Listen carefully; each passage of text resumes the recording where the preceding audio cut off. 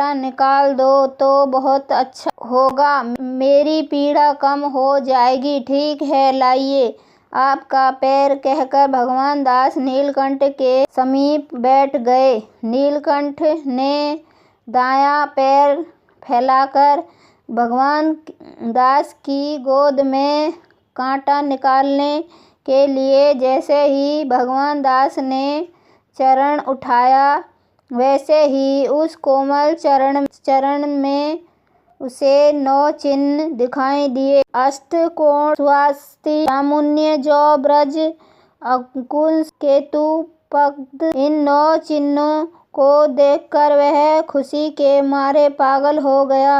उसने कहा, प्रभु, कांटा दूसरे पैर में लगा होगा, इसमें नहीं है। इससे नीलकंठ ने बायां पैर उसकी गोद में रख दिया। भगवान दास ने देखा तो बाएं पैर में भी त्रिकोण, कलश, गोदाम, धनुष, मीन, आचार्य चंद्र और व्यभय, इस तरह 7 चिन्ह दिखाई दिए। उसने अपनी माँ के शब्दों का स्मरण हो गया।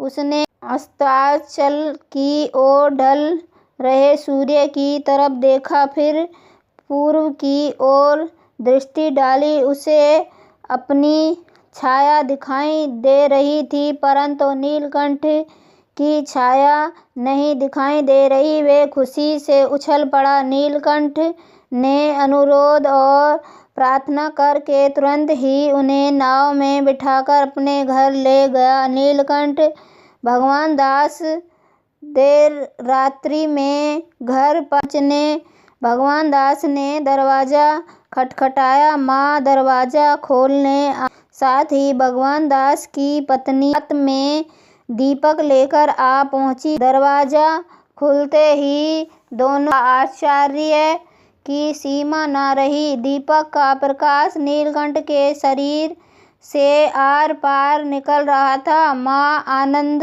विभोर होकर बार बार नीलकंठ के चरणों में प्रणाम करने लगी। भगवान दास की पत्नी उसी समय रोटी, दूध, मक्खन और मिश्री बनाकर नीलकंठ को भोजन खिलाया। प्रभात होते ही भगवान दास की माता गांव में घर घर जाकर कहने लगी, आइए मेरे घर साक्षात भगवान पधारे हैं, सभी दर्शन करने के लिए अवश्य। कौतूहल और उत्सुकता बस गांव के भगवान दास के घर आने लगे। नीलकंठ ने सभी को ज्ञान का उपदेश दिया अतः अंत में चतुर्भुज नारायण के रूप में दर्शन दिए। सभी ग्रामनिवासी नीलकंठ के चरणों में झुक गए। नीलकंठ ने भगवान दास के घर निवास किया। उन्होंने सभी को आशीर्वाद दिया, आप तीनों का कुछ ही दिनों में देहांत होगा और तीनों के उत्तर गुजरात में पुनः जन्म मिलेगा। वहाँ के नगर गांव में जुमखा राम भावसागर के घर आप तीनों का जन्म होगा।